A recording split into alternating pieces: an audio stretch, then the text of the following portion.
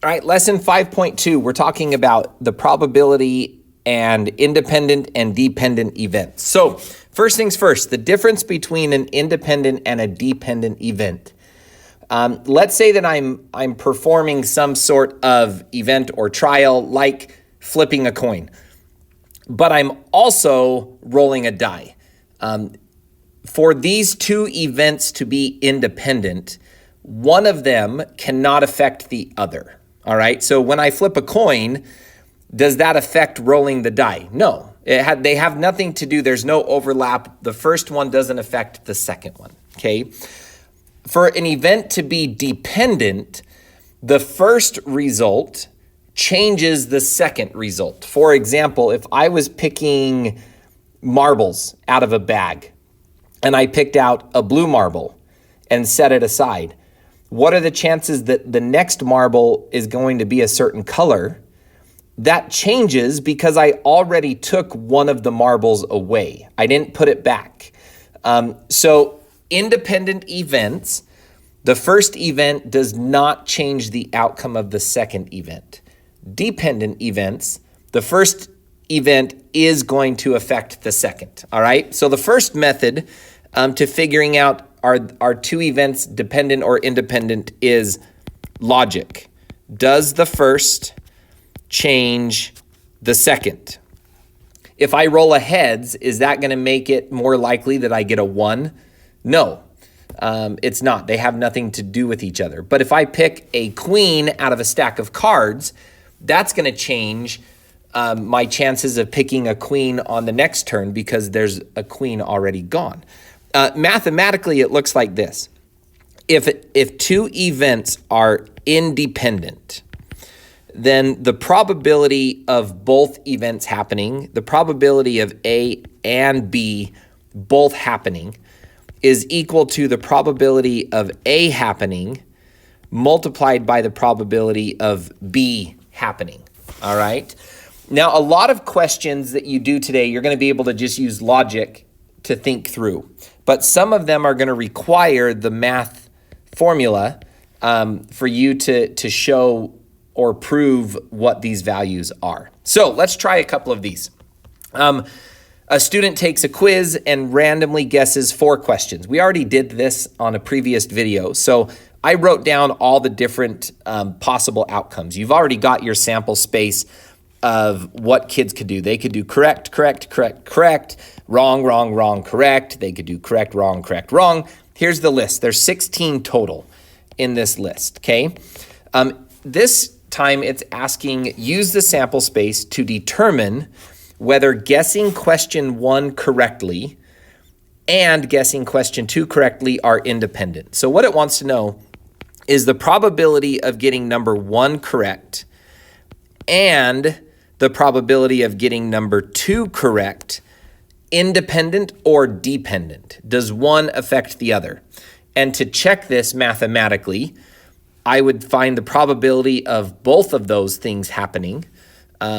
So what are the chances that number 1 and number 2 are correct? How often does that happen? Well, it happens right here, here, here. Let's see, 1 and 2 both being correct. So what is that? 4 out of the 16. So 4 out of 16, which is the same as 1/4, that's the probability that both of them are correct. Now, if the probability of getting number 1 correct, when I multiply that by the probability of getting number 2 correct, comes out to be the same thing, then that means these are independent events. So what I want to do now is find the probability that you get number 1 correct. So we don't care about what else is happening. All we care about is number 1 being correct. So yes, yes, yes, yes. Yes, yes, yes, yes. So that's what? 4, 5, 6, 7, 8. So 8 out of the 16 have number 1 correct. Now we got to see how many have number 2 correct. This one does, this one does, this one does, that one does, this one does, this one, and this one. So 1, 2, 3, 4, 5, 6, 7, 8. This one also has 8 out of 16 that have number 2 correct. So when I multiply those together, I don't want to do 8 times 8. I want to change these to 1/2 and 1/2 because that's a lot easier to multiply. 1/2 times 1/2 is 1/4, which is equal to 1/4. So that means that these two events are independent. Okay, which, if you guess number 1 correctly, does that affect if you guess number 2 correctly? No, because you're guessing on both questions. All right, example number 2. You have a group of 4 students. There's 1 boy, and I labeled them B, and there's 3 girls. Now, these are 3 different girls. So I did little girl, fancy girl, and big girl. I just did 3 different G's to represent each girl. The teacher randomly selects one of the students to be a speaker and a different student to be the recorder. Use a sample space to determine whether randomly selecting a girl first and selecting a girl second are independent. So it wants to know what's the probability of selecting a girl first and a girl second. Is that independent or dependent? So let's start by figuring out the probability of getting a girl first and a girl second. So I made a list right here of all the different possibilities. So let's look for girl, girl. So girl, girl, girl, girl, girl, girl, girl, girl, girl, girl, girl, girl.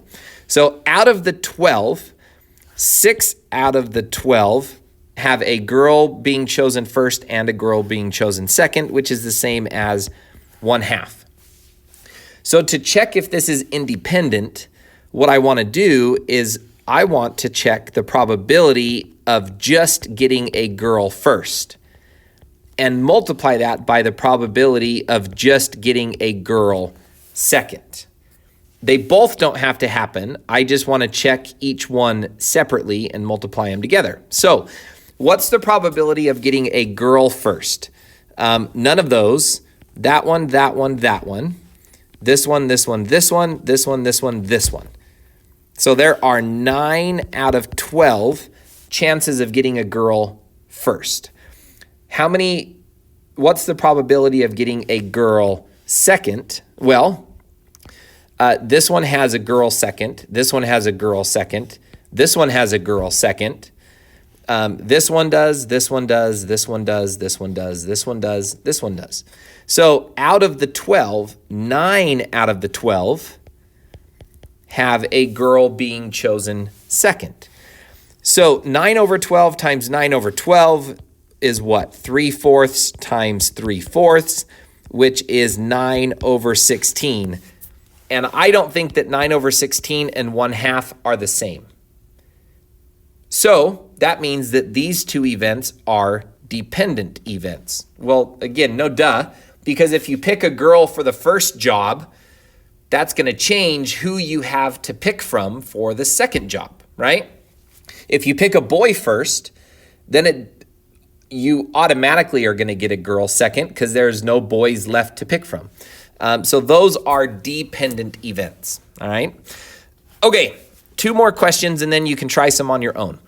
Going back to example 1, which was the guessing questions, determine whether guessing question 1 incorrectly. So what's the probability of getting number 1 wrong and guessing question 2 correct? So probability of 1 wrong and 2 correct, if those are independent events. So does it matter if I get the first one wrong when I make my second guess? We already know that it doesn't. The answer to this question is clearly no. These are not independent events.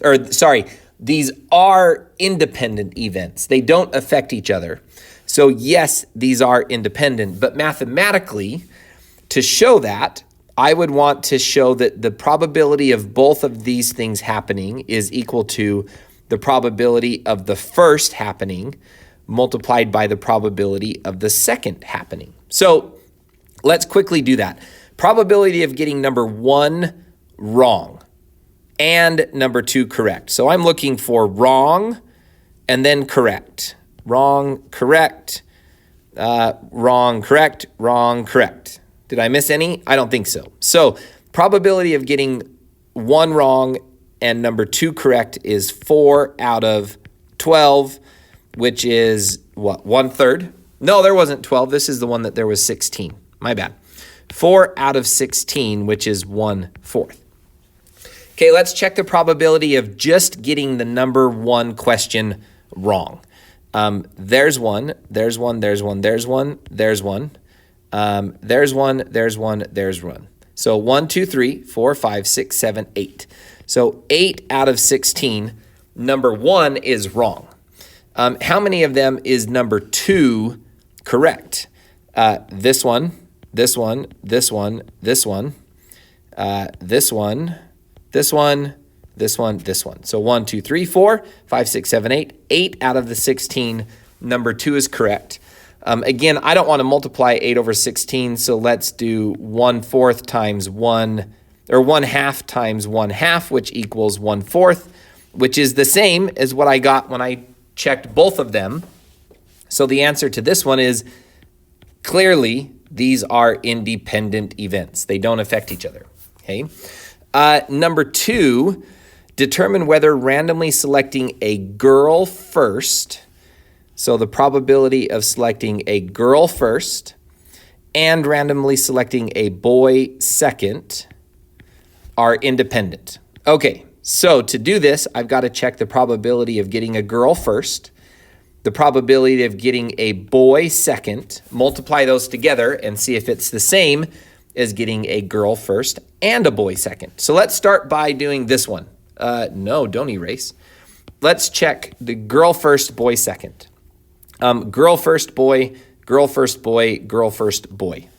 So that is what? 1 or 3 out of 12, which is 1/4. All right, so 1/4 of them have a girl first and then a boy. So now let's check just getting a girl first. Let's check the probability of getting a girl first. This one has a girl first, girl first, girl first, first, first, first, first, first, first, which is 9 out of the 12 have girls first. How many of them have boys second? Boy second, boy second, boy second. So that is 3 out of the 12. So 9 over 12 multiplied by 3 over 12, that's the same as 3/4 multiplied by 1/4, which is 3/16, which is not the same as 1/4. So these are still dependent events, which we logically should have known, right?